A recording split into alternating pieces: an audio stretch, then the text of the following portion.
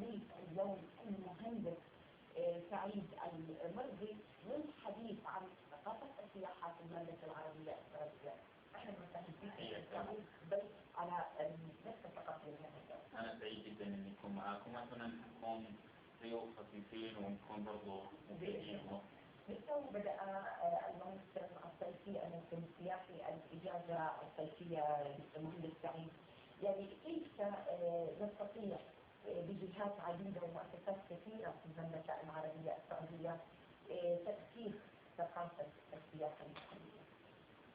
أولا المملكة العربية السعودية ليست بادئة السياحة، لها باع طويل، يعني أكثر من ربع قرن، ومملكة من أوائل الدول التي بدأت السياحة. فمفهوم السياحة ليس جديد على المملكة ولله الحمد، يعني بدأت مناطق كثيرة.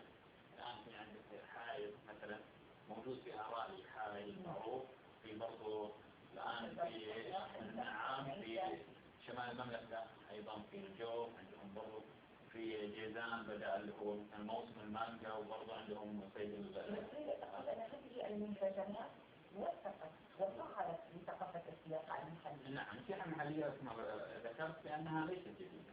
المملكة العربية السعودية سباقة أيضا في مواكبة السياحة وتطوير المهرجانات وتطوير أيضا الموروث التراثي للمملكة. إذا أستخدم سؤالا مهم للسياحة وبخاصة هيئة السياحة والآثار في المملكة العربية السعودية في تقديم يعني إنجازات كبيرة في مناطق المملكة العربية السعودية. كيف أيضا تكون لدينا ثقافة التخطيط كما للمناطق في المملكة العربية السعودية ثقافة جذب التخطيط ليس حكر مثلا المنطقة أنها تخطط كيف تجذب السواح، أيضا يجب على كل أسرة أنها تخطط للوصول إلى الهدف من الموروث السياحي. على سبيل المثال مثلا عندنا الآن لو تلاحظون في أحد المطاعم في عبارة عن مطعم دوار أو دائري، بحيث السائح جالس مكانه ويتلذذ بتناول الطعام، وفي نفس الوقت محيط يدور به أيضا في مناطق جميلة. الأمر الآخر هذا أحد المطاعم في موقع استراتيجي جميل. الجميل في هذا المطعم بأن فيه عبارة عن أسرة سعودية هم من يقوموا بإحداث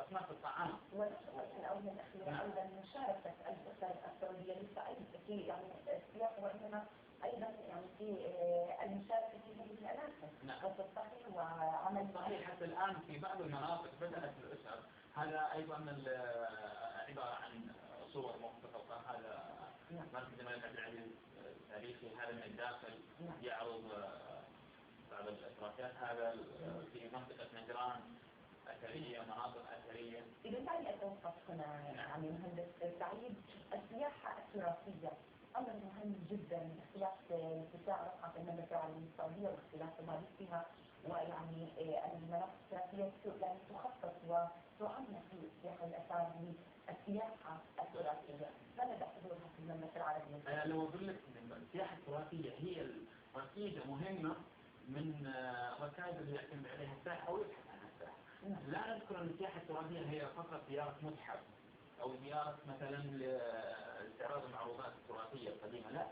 على سبيل المثال لو يزورون منطقة يحتاجون يزورون المنطقة القديمة لهذه البلد، تزل بالأكل القديم أو الخاص بالمأكولات الشعبية، شراء بعض الملابس الموجودة للبلد أو المنطقة اللي يزورونها في اختلاف، في نفس الوقت شراء بعض المقتنيات الخاصة بالبلد.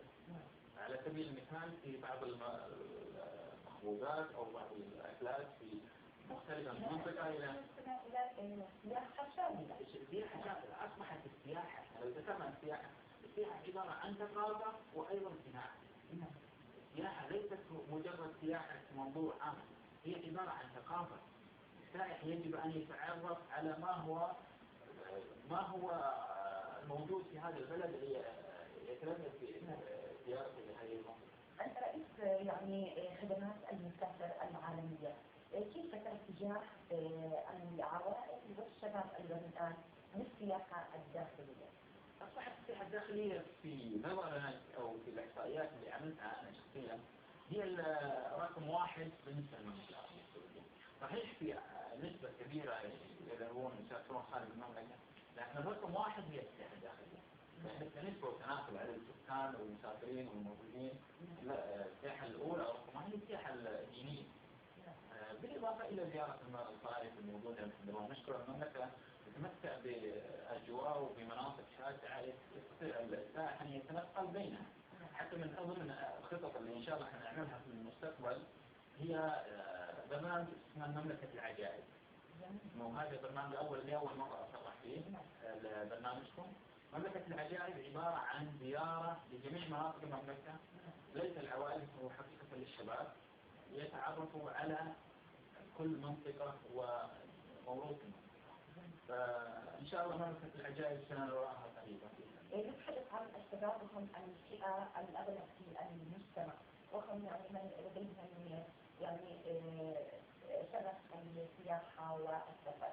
هل فعلا حققت السياحة في المملكة العربية السعودية وسيلة جاذبة للجذب في السياحة المحلية؟ المملكة العربية السعودية كما ذكرت بأنها ليست جديدة في مجال السياحة.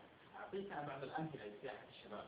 في بعض المناطق احنا كما ذكرنا في حائل اللي هو الرائد هو للشباب، موجه للشباب.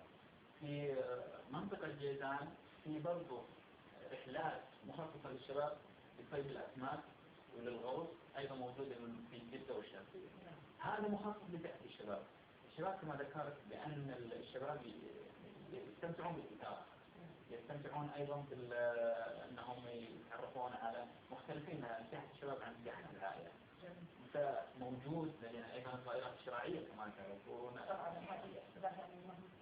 نعم، الطائرات الشراعية هذه كسب سياحي أيضا للشباب في المملكة. تتمتع ولله الحمد يعني خلينا نقول لك موروث كبير في السياحة. يحتاج في قصور بسيط من الإعلام في إبراز هذه النشاطات السياحية. وأيضا الشباب مهما ذهبوا في عندهم برامج مخصصة لهم، وفي لهم يجدون جميع برامجهم إن شاء الله. بإذن الله. المهندس سعيد أسماء، شكرا لكم. ضيفي في شاكر لكم. كانت هذه وقفتنا مع السياحة، وبخاصة أننا بدأنا نستوعب الموسم الصيفي في المملكة العربية السعودية. فاصل قصير ونواصل معكم بقية برنامجنا.